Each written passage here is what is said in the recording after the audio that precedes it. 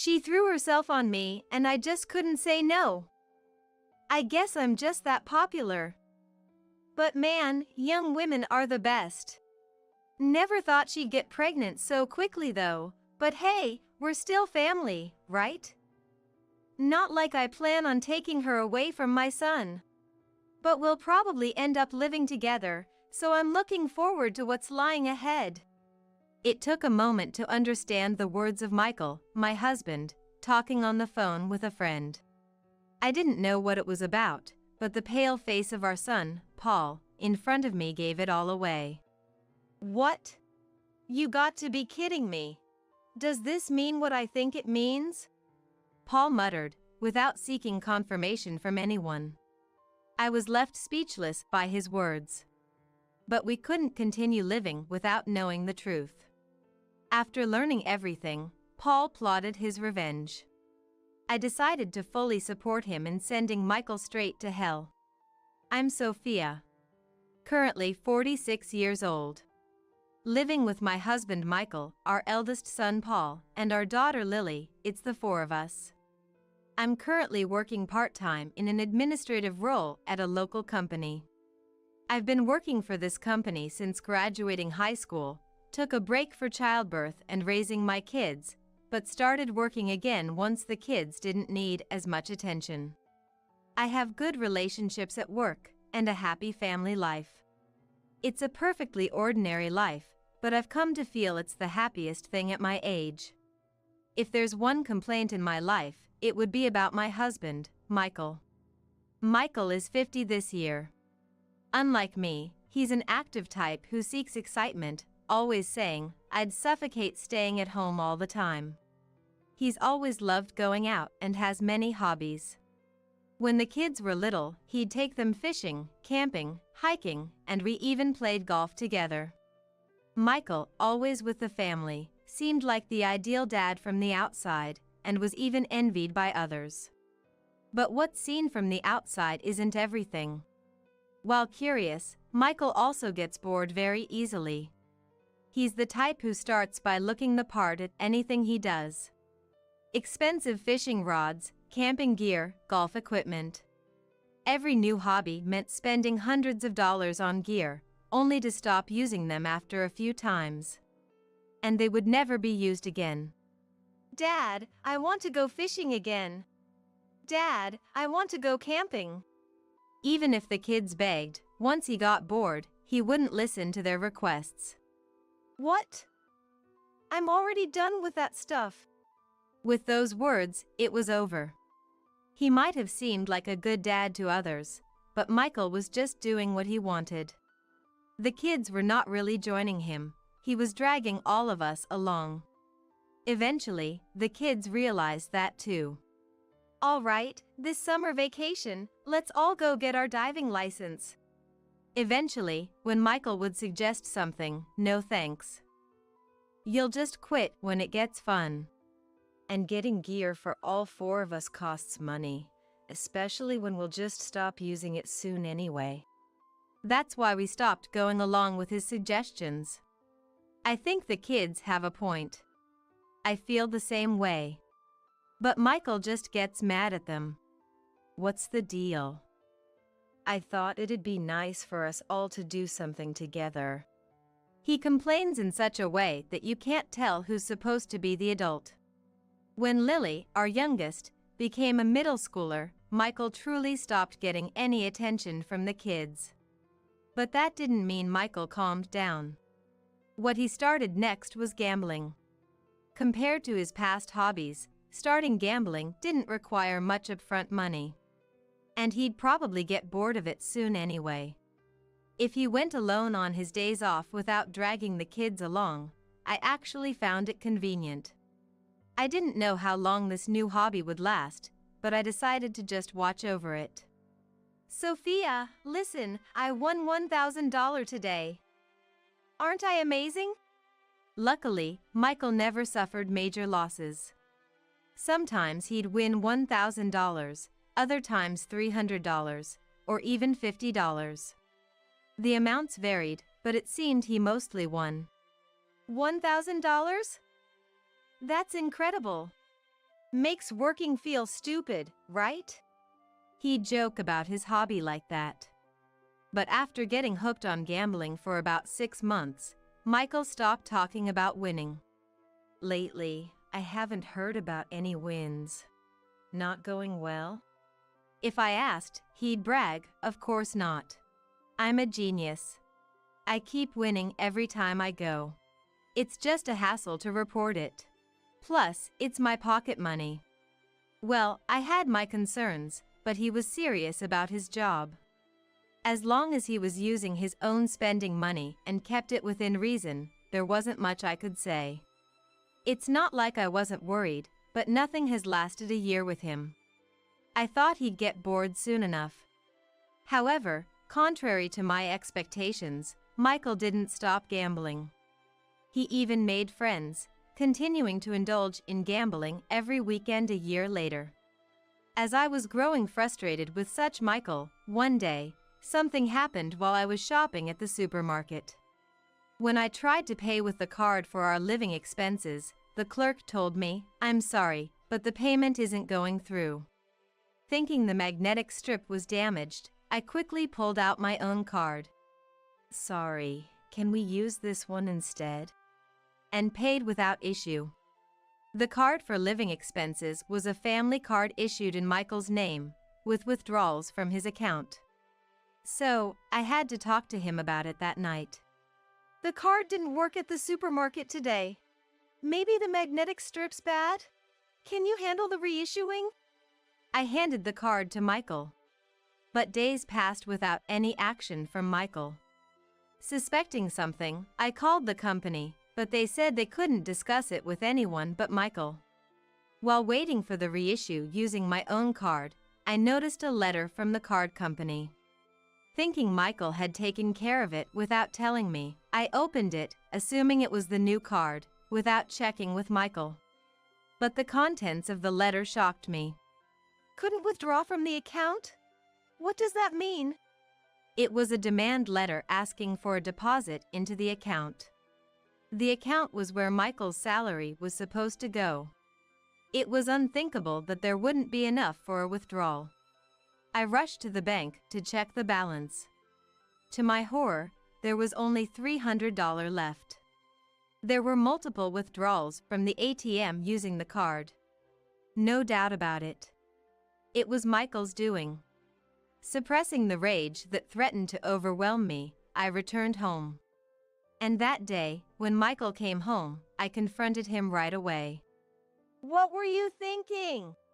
What's this all of a sudden? Don't play dumb. There's hardly any balance left. How are we supposed to get by this month?" Michael laughed it off as if to dodge the question. Just lost a bit, so I borrowed some.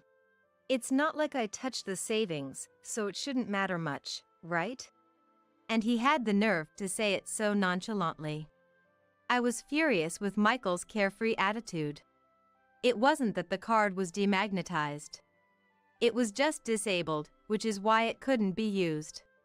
Michael knew that, so he didn't bother to get it reissued. Even if he had told me honestly, it wouldn't have been forgivable, but keeping silent and then trying to cover it up made me feel betrayed. "Please, no more gambling." Saying that seemed to sour Michael's mood even further. "What's the big deal? I've been losing a bit these past few months, but overall, I'm still ahead, aren't I?" "Quit while you're ahead then." He responded with a sullen face and childish retort, and I scolded him again. After that, Michael was unbearable. "What a boring family. Can't even do what I enjoy." Muttering that, he treated me, who had banned gambling, like an enemy. But I couldn't just sit around and wait until the financial issues affected our lives. The kids were still students. Their education costs money. The relationship between us spouses deteriorated, and Michael probably got bored with our marriage, but divorce wasn't an easy option. Wanting to maintain a harmonious family until the kids were grown, I spent my days trying to appease Michael. Then a happy event occurred in our family. Paul, who had graduated high school and was working, got a girlfriend and introduced her to me.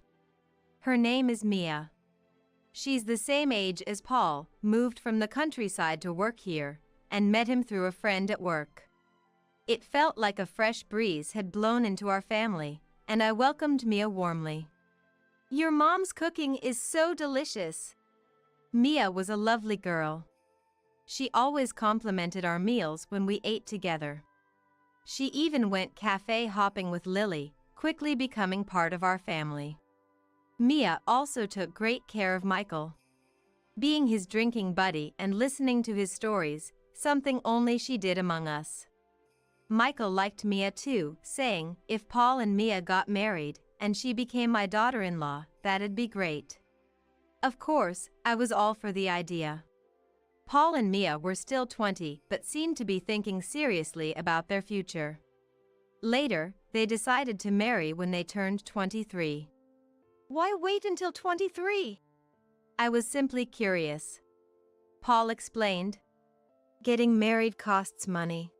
I want to give Mia the wedding she dreams of, so we thought we'd save up together until then. I was impressed by his mature thoughts for someone his age. Of course, we had enough savings to afford a wedding for them. But Paul didn't want to rely on us. Instead, he wanted to be the one to support us. I was moved to tears by his sentiment, even though the wedding was still far off. As a sign that Mia had already become part of our family, we decided to refer to her not just as Paul's girlfriend but as his fiancée. However, some time later, Paul told us that Mia was pregnant. I was surprised by the sudden news, especially since they had planned to marry at 23. Pregnant? I don't mind, considering what you two feel, I said to Paul, but his expression remained clouded. Is something wrong? It's just... Mia shouldn't be pregnant. Paul muttered uncomfortably in response to my question. I was puzzled by his statement. Paul added, as if to drive the point home. There's no way I could be the father. I was away on a business trip when she would have gotten pregnant. Paul's anguished cry pierced my heart. Mia had an affair? But she didn't seem like that kind of person. Paul continued. But Mia insists she hasn't cheated. I just don't know what to do. Paul was in despair. Seeing Paul like this, I wanted to talk to Mia and asked Paul if he could arrange a conversation for us. I decided to keep Michael in the dark until things were clearer. Given the delicate nature of the issue, I doubted Michael's involvement would help. But the truth came out in an unexpected way. One evening, Michael was unusually late to dinner. Paul, can you call Dad? I was busy and asked Paul to fetch Michael. Paul went to call him, but neither returned for a while. What's going on? Leaving Lily to finish dinner preparations, I headed to the bedroom. There, I found Paul standing outside the bedroom, pale as a ghost. What happened? Paul gestured for silence, placing his finger over his lips, and as I approached the bedroom door, I could hear Michael's voice. Well, this secures our future. He seemed to be on the phone. Michael's phone conversation was likely with one of the dubious friends he'd met through gambling. I looked at Paul's face. If it was just a phone call, he could have simply come back and said, Dad was on the phone. But judging by his complexion, it was probably not just any call. That became clear with his next words. She threw herself on me and I just couldn't say no. I guess I'm just that popular. But man, young women are the best. Never thought she'd get pregnant so quickly though, but hey, we're still family, right? Not like I plan on taking her away from my son. But we'll probably end up living together, so I'm looking forward to what's lying ahead. At first, I didn't understand, but Paul's pale face made me realize the gravity of the situation. What? You got to be kidding me. Does this mean what I think it means? Paul muttered, not seeking confirmation from anyone. I was left speechless by his words. Afterward, I took Paul and left the house. I couldn't let Michael and Paul meet. Lily looked puzzled, but I asked her to eat with Michael, and we went straight to Mia's place. Paul. Mom. Mia greeted us with a worried face. It seemed the pregnancy had caused a conflict between them. Feeling the tense atmosphere, I spoke up. Mia, I want to hear the truth. Who is the father of the child in your stomach? Then Mia started to cry. She seemed hesitant, but after I promised I won't get mad, no matter what, she slowly began to talk. Actually, it's Paul's dad. Despite my promise not to get angry, I felt a deep rage upon hearing who was involved. On one hand, I couldn't believe what my husband had done, and on the other, how Mia had agreed to it. But I was wrong. I heard Paul is infertile. And if we are going to have children, he would want someone who's related by blood. So Paul's dad suggested that he should be the father, since it wouldn't change the fact that we're family. Both Paul and I were speechless upon hearing this. Of course, that was not true about Paul. Mia just kept crying. What a vile turn of events. Michael had seduced Mia, Paul's fiancée, under false pretenses. Mia was the primary victim in this situation. Any distrust I had towards Mia vanished immediately. It was clear she wasn't lying. Because it's a delicate issue, we thought to keep it from Paul. Michael and I thought staying silent would keep everyone happy. Hearing this, my anger towards Michael nearly exploded. Paul must have felt the same. Unforgivable. That man alone, I will definitely send him down to hell. I nodded in agreement with Paul's words and decided to fully support his plan to bring Michael down. But caring for Mia was our first priority. Both Paul and I apologized deeply to her. She told us not to worry about it, but this wasn't something an apology could fix. I think there's no fault in the child. But please, give me some time to think about what to do. Mia told us her thoughts. Of course, we respected her wishes and asked her to contact us immediately if she needed anything. With that, we left her place. We're home. Ah, you're late. Where were you? Lily and I already ate.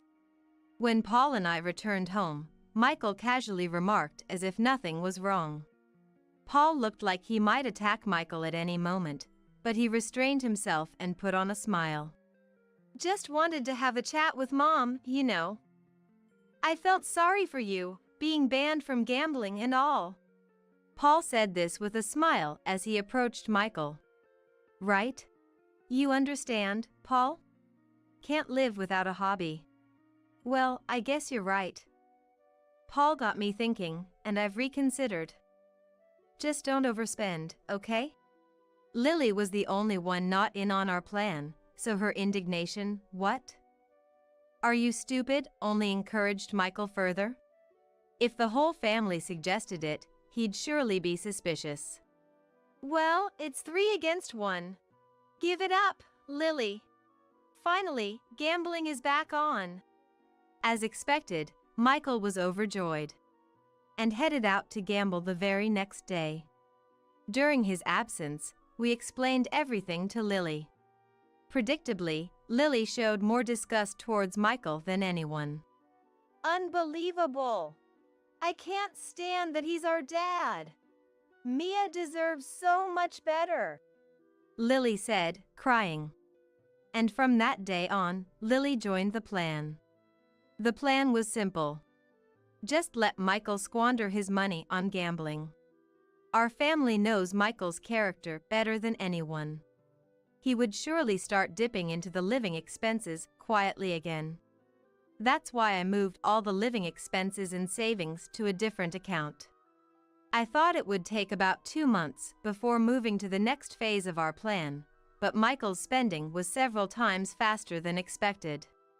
In just 3 weeks, he ran out of money and started tapping into the living expenses account, which quickly ran dry too. What are you thinking? This is the second time, you know? With Lily's college fees coming up, what are you going to do? I yelled at Michael. Michael pleaded desperately, I didn't think it would run out so quickly. I'll win it back soon, just lend me $200, no, $100 from the savings. Even though I anticipated this, my anger towards Michael, who had quickly spent all the money, was genuine, not just an act. You haven't learned your lesson at all. What are you even thinking? Tears of frustration and anger came to me, and even Michael seemed taken aback.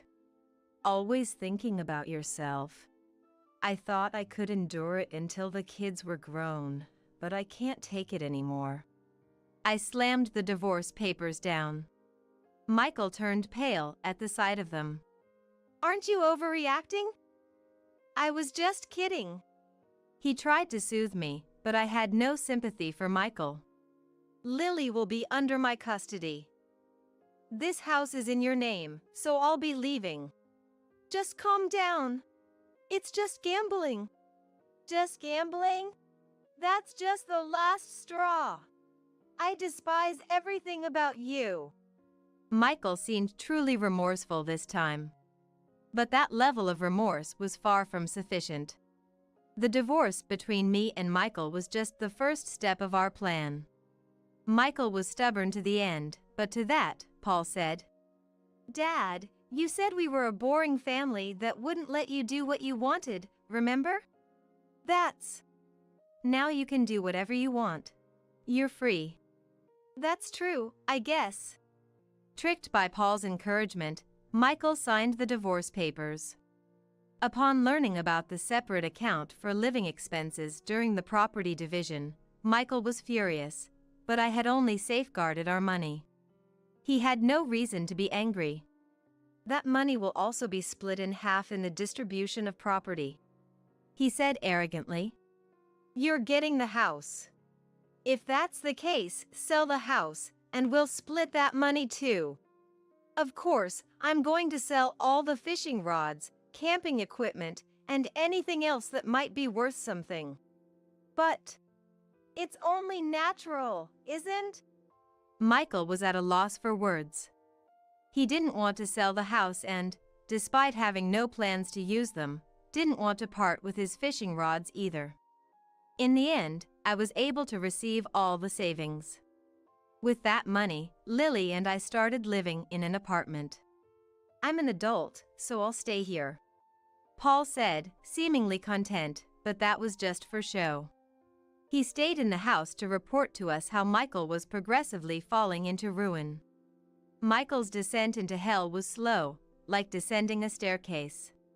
Whether it was the stress of the divorce or the freedom of no one nagging him about gambling, he began visiting the gambling dens daily.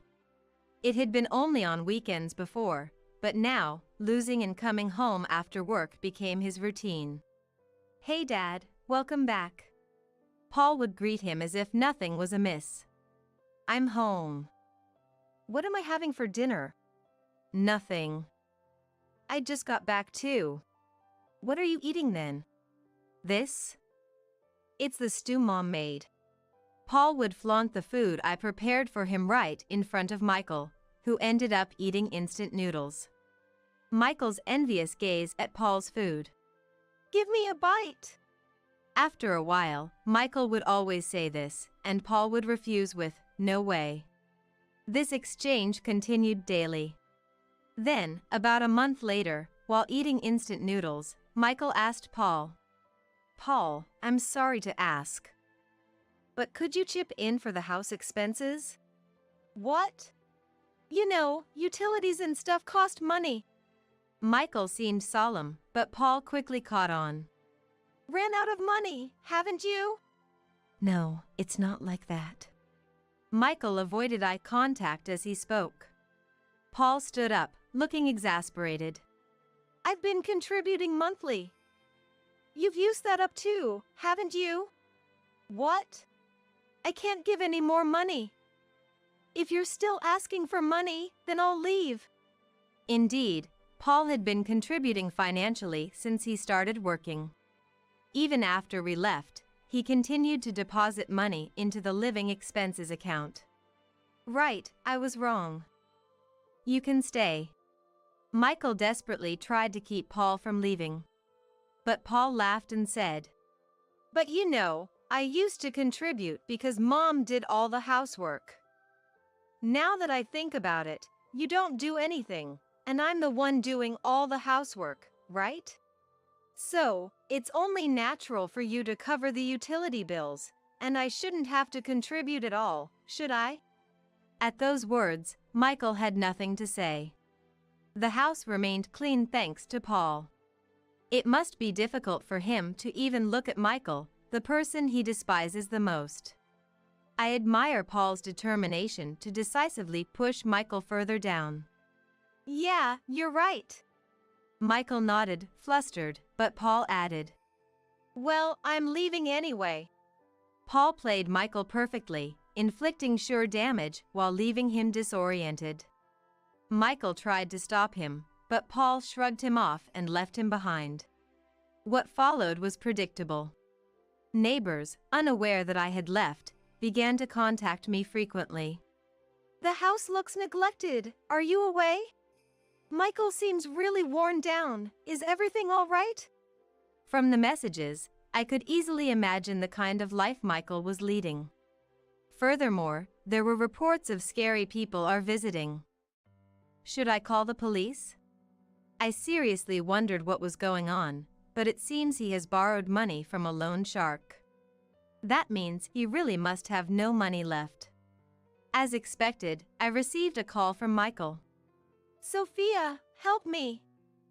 You're the only one I can turn to now." The only thing Michael was capable of doing was begging for money. I had no intention of helping such a person, but I decided to get in touch.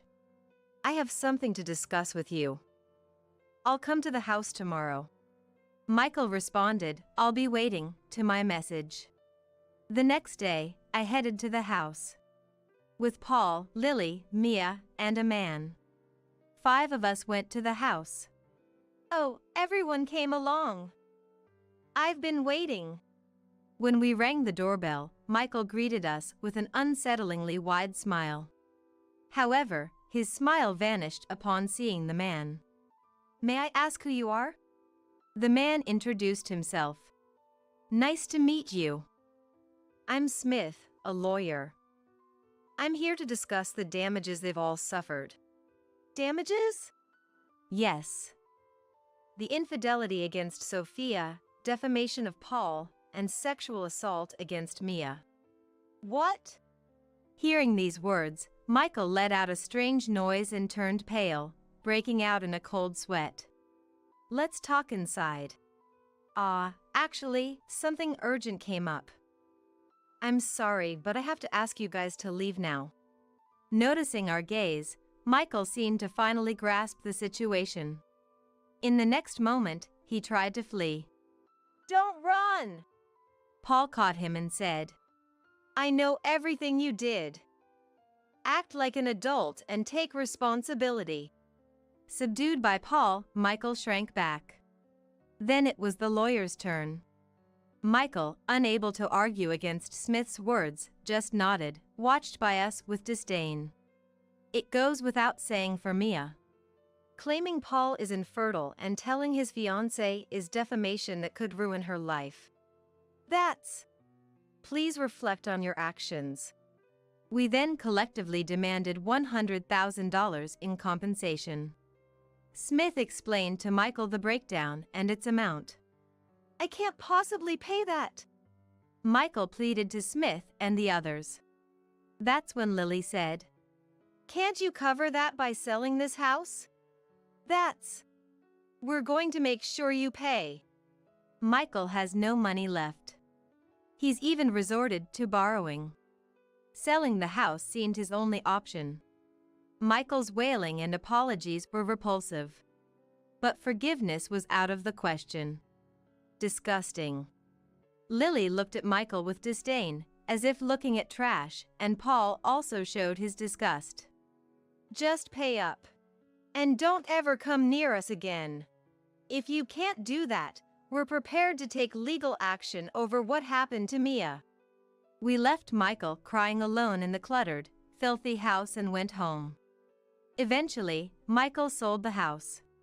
He used the money to pay us and to repay the loan shark, as Smith informed us. But now he had no home and no money to rent an apartment. No one was willing to help him. Not even his gambling friends seemed close enough to lend a hand.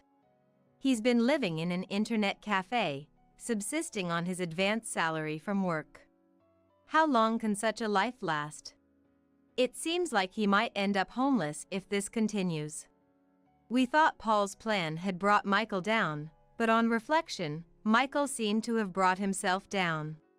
He will likely fade away, forgotten by our family, and end his life alone and unnoticed. Mia and Paul got married. The child is innocent.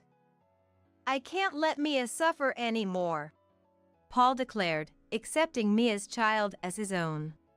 The amount of internal struggle he must have faced to make that decision. Mia, Lily, and I all cried, but Paul was the only one smiling.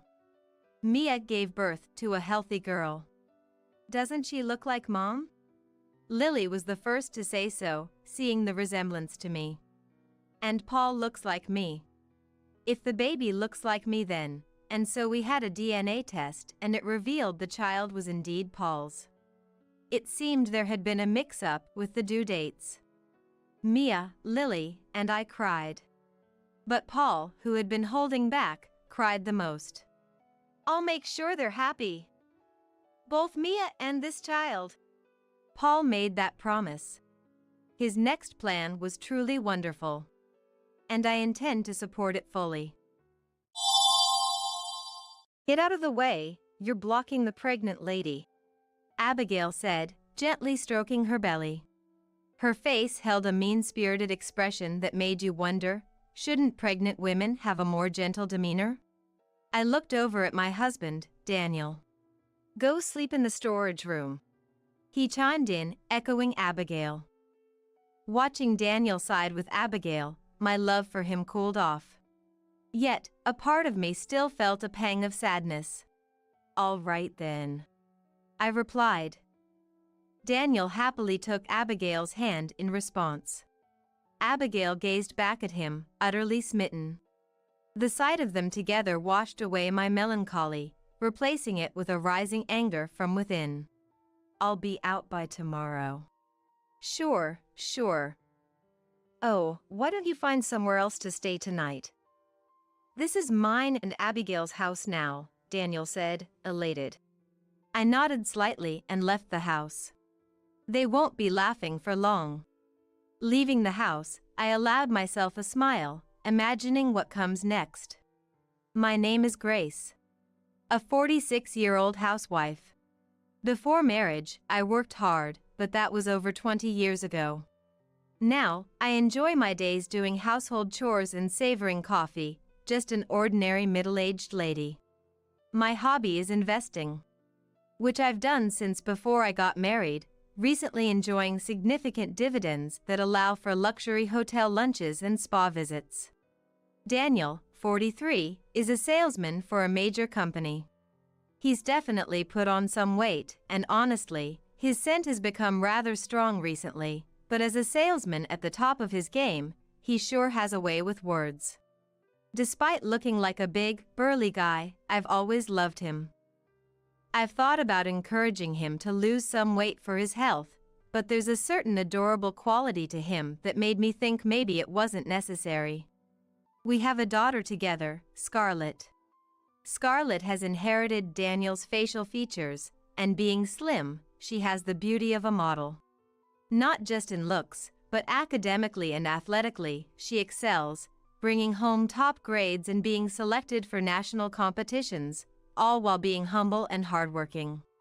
Both Daniel and I dote on her, often to the point where others say we're overprotective. Daniel has a bit of a weakness for younger women, but he chose me, an older woman, and has always prioritized our family, so I've come to accept his occasional wandering eye. We lived in a second-hand apartment bought around the time Scarlett was born, which has been aging, leading to discussions about increasing the maintenance fees. Amidst this, Scarlett decided to do room sharing near her university. At the same time, my relatives offered us an uninhabited house to inherit, prompting Daniel and me to decide on rebuilding it and moving in. Little did I know that this move would lead to such a turn of events with Daniel. While our old apartment had 4 rooms, our new home has only 2. It's smaller than before, but designing it as a single-story home considering our elder years has made it very comfortable. One of the 2 rooms, a combined study and guest room, can be divided into Scarlett's room and a study, making 3 rooms if she comes back. Since moving, Daniel's nights have become late due to work engagements, and he often finds excuses to go out on weekends. Being sensitive to smells, sleeping next to Daniel, who reeks of alcohol and tobacco, has been a challenge even with separate beds. Thus, despite having a shared bedroom, I've been sleeping in the study since we moved into the new house. When it came time to send out moving announcements, I took the initiative, sending letters far and wide. Daniel isn't great with these sorts of things, so I handled sending letters to the in-laws' house and his relatives on his behalf. Since both my parents have passed away, I only sent brief notices to relatives and friends on my mom's side. I haven't kept in touch with anyone from my dad's side of the family. And that's largely due to my sister, Abigail. Abigail is my half-sister, 14 years younger than me. She was born to my dad's second wife shortly after my mom died when I was in my first year of middle school. Abigail was already 2 years old when they remarried, so I initially thought it was a marriage where both parties already had children. My dad passed away in an accident along with his second wife about 5 years after they got remarried. At the funeral, relatives on my dad's side mentioned that he and his second wife had been childhood sweethearts, and everyone had expected them to marry. They blamed my mom for coming between them, saying she proposed marriage through her company connections, leaving no choice for my dad but to marry her, casting his second wife into the shadows. Despite my memories of my parents being happy, it turns out my dad had a child with his second wife behind the scenes. That revelation shocked me more than anything. At the relative's house, Abigail's favorite foods were always served. She wore brand clothes, had the biggest room to herself, and was taken to any place she wanted immediately. In contrast, I was burdened with preparing meals, doing laundry, cleaning, had my part-time earnings taken away, and my room was a small storage space under the stairs, where I was begrudgingly provided with the bare minimum after asking. By the time Abigail reached the middle grades of elementary school, she had learned about my mom from relatives and had come to look down on me. I had to juggle multiple part-time jobs to finally move out of that house. With such experiences, it's no wonder I harbored no fond feelings for Abigail, and I hadn't told her about my marriage or having a child. A few weeks after moving in, I was enjoying a coffee when the doorbell rang. A man's voice said, "Delivery." The screen showed someone looking down. Wondering if Daniel had ordered something, I opened the door. And I was surprised by the person who was there. "Abigail? What are you doing here?" "It's been a while, sis. I just showed up." The person in front of me was indeed wearing the hat seen on the doorbell camera, but it wasn't a delivery person, it was my sister, Abigail. Abigail slipped past me, frozen in shock, and made herself comfortable on the sofa in the living room. I hurried after her and stood towering in front of her, looking down. "If you knew it was me, you wouldn't let me in, right? That's why I used a recorded voice from before. That's awful, deceiving me like that. Oh, scary." Abigail feigned fear at my raised voice. But it was clear she was acting, evidenced by her smiling face. "I've come back home." "What? Confused by Abigail's nonsensical remark, I responded coldly. With a bright smile, Abigail began to explain her sudden visit. Well, you never tell me where you are. I got married, but my husband's always on business trips, and it's boring. And when you get pregnant, it becomes harder to move around, right? Everyone said I should come and have you take care of me. Go back. I have no intention of dealing with you, let alone take care of you. But I've already come here planning to have you look after me, so it's impossible. I was frustrated with Abigail's unapologetic attitude. Hearing her mutter, "Thief's daughter," under her breath, my anger reached its peak. Get out! I never want to see your face again. What's all the noise about? It can be heard from outside. Daniel, Surprised by Daniel's unexpected return, I was at a loss for words when Abigail stood up and went over to him. Then she wrapped her arm around Daniel's. Daniel didn't shrug her off and seemed pleased with her presence. Oh, Abigail's here? Welcome. Daniel, sis is being mean. I was thinking, wouldn't it be nice to stay with Daniel until the baby is born, but is that not okay? That's great. If you don't mind, you're welcome to stay as long as you like. I was stunned by the conversation between Daniel and Abigail. Not only that, but Abigail was clinging to Daniel, their proximity resembling that of lovers. Daniel, what's this all about? You see, Abigail's had it tough, hasn't she? Why be so harsh? Jealous of your cute sister? I felt despair at Daniel's words. I had told Daniel about my family situation before we got married. Yet, he said such things. Look, you're not using your bed in the bedroom anyway, so it should be fine, right? Really? I can sleep in the same room with you, Daniel? Sleeping next to you sounds like it'd bring sweet dreams. Daniel, really? Their conversation, like that of a close couple, gave me a headache. Ignoring me, the two of them went to the bedroom, still arm in arm, to put away their luggage. However, when they didn't return after a few minutes, a bad feeling led me to peek into the bedroom. There, I found them embracing each other. Living with you feels like a dream come true. The baby's happy, too. To live with Dad. Abigail's words filled me with despair. Daniel is Dad? What does that mean? Daniel, looking pleased, nodded while embracing Abigail. We should leave the sister to babysit and go on a date. She's only good for that. I watched them kiss through the tears, peeking through the door gap. From that day on, they treated me like a housekeeper. While obeying them, I began to gather evidence little by little. I discovered more shocking truths about our household, leading me to consider divorce. One day, Abigail, sitting on my favorite sofa, summoned me. She spoke as if she owned the place. Get out of the way, I'm pregnant. Abigail said, gently rubbing her belly. Shouldn't pregnant women look more compassionate? Abigail's face was filled with malice. I looked at Daniel.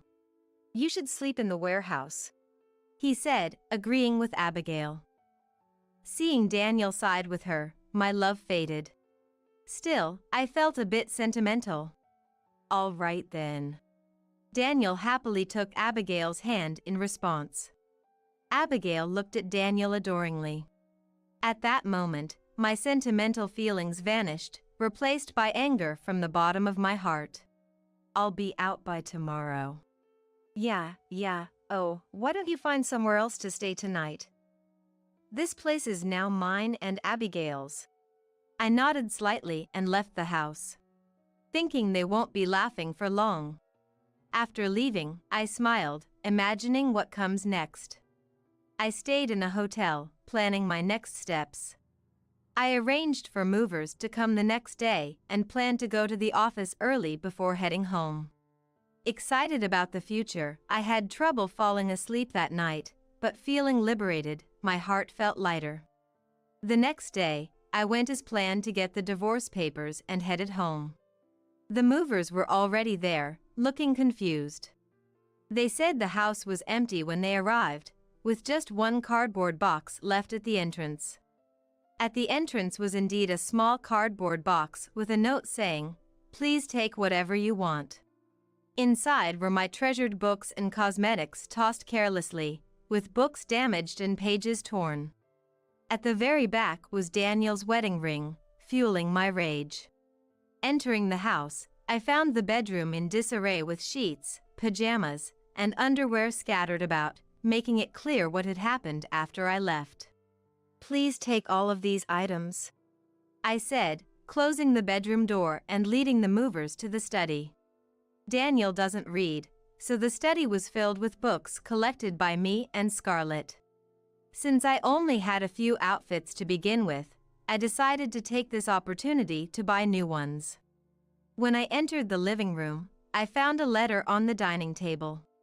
The letter mentioned that Daniel and his companion were going on a prenatal trip abroad for 5 nights and 6 days. It instructed me to keep the house clean during their absence and to prepare for the divorce immediately upon their return.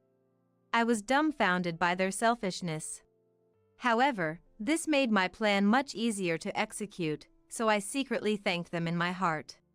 After having the movers take all my belongings, I removed my wedding ring and left it in the kitchen. Leaving the ring behind, I exited my home. I debated over where to move but ended up buying a place near Scarlett's university that happened to be for sale. The new house was very comfortable, and I enjoyed my solitude for the first time in a while. On the day of their return, my mobile phone kept ringing incessantly. I knew who it was without even looking at the screen. Without diverting my eyes from the book I was reading, I answered the call. "Yes, yes." "What the hell is this about?" Daniel blurted out without any greeting, his voice frantic. The reason was clear, but I responded casually. "What do you mean?" "Don't play dumb. The house is gone." I couldn't help but laugh out loud at Daniel's statement, hearing him panic on the other end. After my laughter subsided, I replied to Daniel. "Why?" "Well, it's my house, so if I'm not living there, I don't need it, right?" "We were living there." "What about our stuff?" "Don't worry. I've kept everything as is in a storage unit. I'll send you the location and the pin in a message." "Don't mess around. Bring everything back now. Give us our house back." "That's funny. The land and the house are in my name. I used the money I made from investments to build it, not a dime from you." It seemed Daniel finally remembered the circumstances under which the house was built. When we were deciding whether to remodel or rebuild, Daniel said he had no money and told me to do whatever I wanted with my own money. So, I took care of everything from the paperwork to the payments, building the house to my liking. But Daniel, seduced by Abigail, had completely forgotten about that. "Please, it's for your niece or nephew that's about to be born. Find us a house. It's unfair to Abigail." "My niece or nephew? I'd love to meet someone who can adore the child of the husband who cheated on them." "What are you saying? Did you think I wouldn't notice?" Daniel had believed he hadn't been caught, but his confident demeanor quickly changed. I pressed on. "I've been aware of your affair with Abigail since the day she barged into our house, and I've been collecting evidence since then." "Evidence?" "The baby camera Abigail had me buy. It's been recording." "You didn't notice, did you?" Daniel let out a small sound. The baby camera was the first thing Abigail demanded when she settled in. She had already done her homework and requested a high-end camera that costs $1,000. Of course, I initially refused, but after being yelled at by Daniel, I reluctantly bought it. However, the camera setup was left entirely to others, and neither Daniel nor Abigail had touched the camera since its purchase.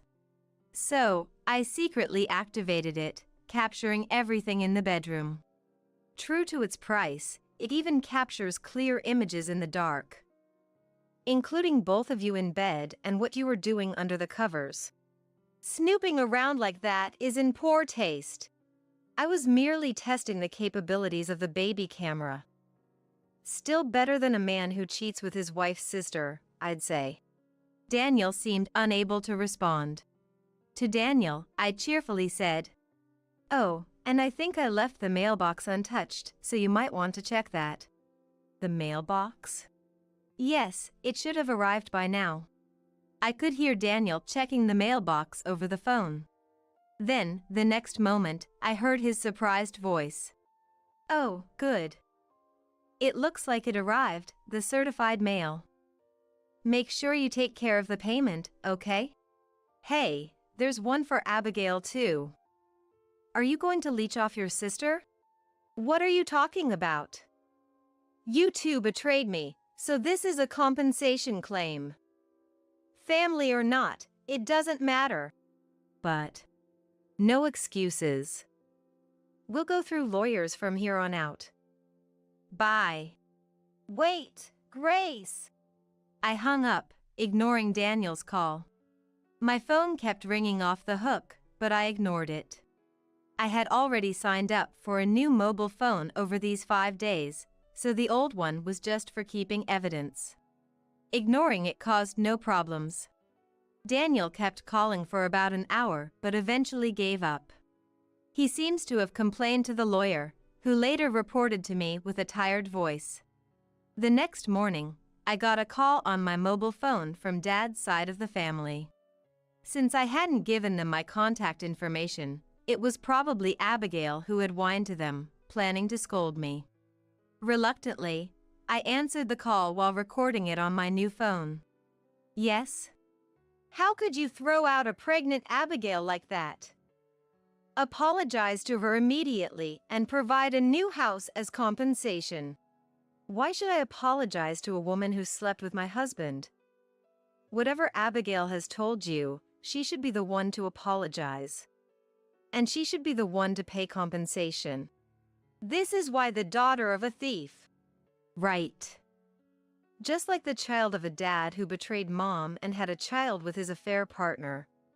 You end up with someone weak-minded enough to sleep with her half-sister's husband, growing up just as poorly. Oh, and please tell Abigail to stay away from me from now on. Though, I doubt she'll have the luxury to do so. The relative was still complaining, but I hung up, feeling surprisingly refreshed after venting everything I had been holding back. I contacted the lawyer to summon Abigail and Daniel. I wouldn't close this chapter of revenge until I saw their frustrated faces. The meeting at the law office then took place. Before me were Abigail, looking sulky, and Daniel, appearing disgruntled. It seemed they hadn't learned their lesson even after all that had been said. "I never thought my sister would turn out to be such a miser. I'm shocked. If I knew she was so greedy, I wouldn't have married her. I was deceived." Hearing Abigail and Daniel's self-centered comments, I moved beyond anger to sheer disbelief. I laid the divorce papers in front of them and also presented another document, a marriage registration form. "As for the compensation, I might consider reducing it if you sign this. If signing this is all it takes to reduce the amount, then give it here," Daniel said, snatching the pen from me to sign. Abigail also signed, laughing. I put the documents in a file and then smiled brightly. "I'll make sure to submit this to the office." "Did you forget, sis? I'm already married. It won't be accepted anyway." "Well, don't worry. You're single now." "Huh?" Abigail looked at me with a dumbfounded expression. I rephrased it for her, making it easier to understand. "Yesterday, the divorce mediation finalized our divorce." "I didn't know about that." "Well, you threw away the mail without checking it. There were several letters, Orders to appear in court. I got a message from your husband saying the divorce was finalized and now he's filing to deny paternity of the child. That can't be. While Abigail stood there dumbfounded, Daniel seemed oddly pleased. No wonder, since he could marry Abigail until after her remarriage prohibition period ends. To Daniel, who seemed quite content, I smiled sweetly. It must be tough for you, having to support a child that isn't yours. What? The child in her belly is mine. Oh, you didn't know? Poor thing. The child Abigail is carrying is actually from her real boyfriend at the club. Club guy? When Daniel turned to Abigail with force, she awkwardly looked away, indicating my statement was true. Seeing this, Daniel's face turned pale, realizing the truth. Good luck with the compensation payment and raising someone else's child. I know it'll be tough. Grace, let's start over. I was wrong. After all, there's Scarlett. As Daniel changed his tune, the door to the lawyer's office burst open, and a woman walked in. Daniel turned pale the moment he saw her. Scarlett? Dad, you're the worst. Hurting Mom like that. I'm cutting ties with you. From now on, I'll live with Mom. You and that loose woman can just disappear. Scarlett had never spoken so harshly before, leaving Daniel frozen in shock. Meanwhile, Abigail, insulted, was red-faced and trembling. Who are you calling loose? Sleeping with someone other than your husband, then my husband, and also your real boyfriend from the club. Which part of that isn't loose? Are you insane? Scarlett's fierceness left Abigail speechless. I delivered the final blow to Abigail.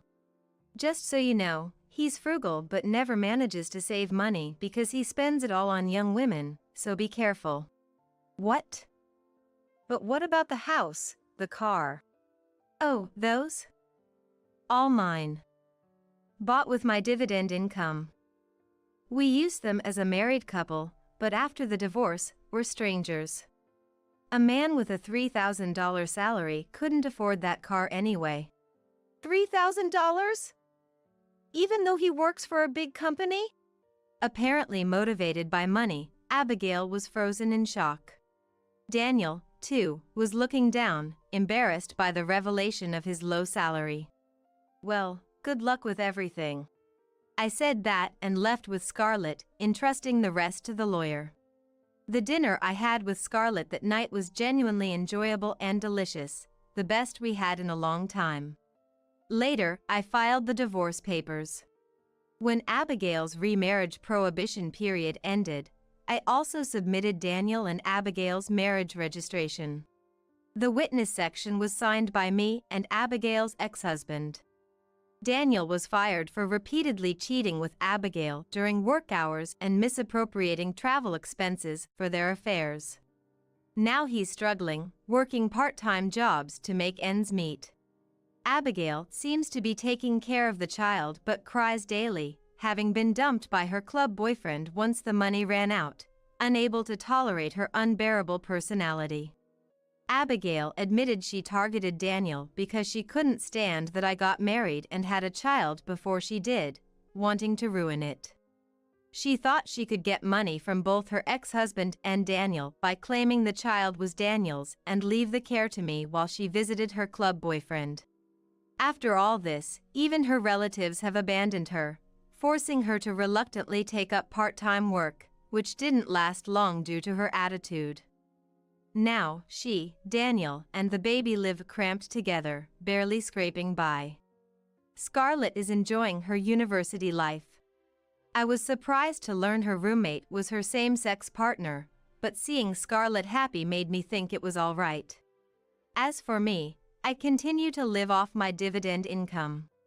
After the divorce, I've been in touch more with Abigail's ex-husband, who's been asking me out to dinner. It seems that Abigail and her ex-husband were married through their parents' introduction, pushed heavily by Abigail herself, I later learned. Yet, I wonder why she was dissatisfied with him, to the point of curiosity. I received a message from him earlier on my mobile phone, saying he has something important to discuss, making me feel somewhat restless today. Despite telling myself not to expect too much, my face blushed like that of a girl in love as I sat in front of the dresser, applying makeup.